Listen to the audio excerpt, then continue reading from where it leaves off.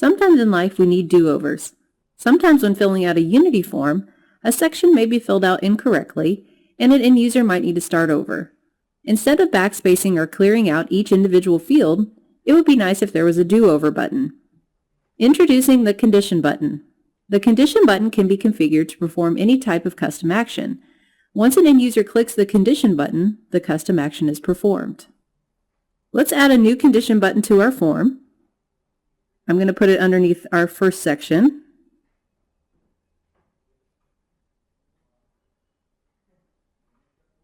I'm going to call this Clear Section.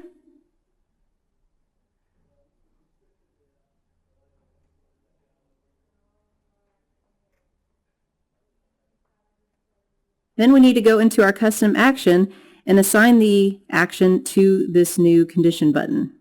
I'll call this custom action Clear First Section. We have a condition just for our Condition button.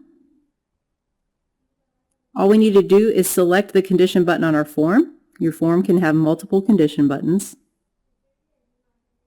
We have an action called Clear Field Value.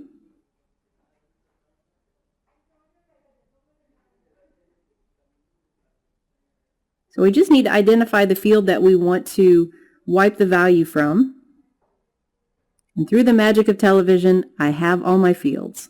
Let's click OK and test it out. So I'm going to fill in some sample data.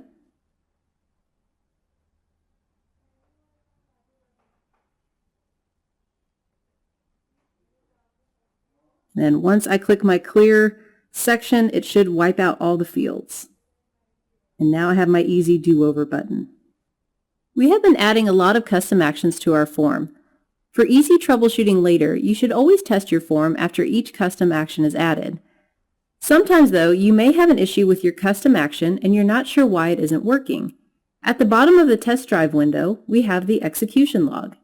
This is a helpful tool that will log all the custom actions that are happening as you test the form.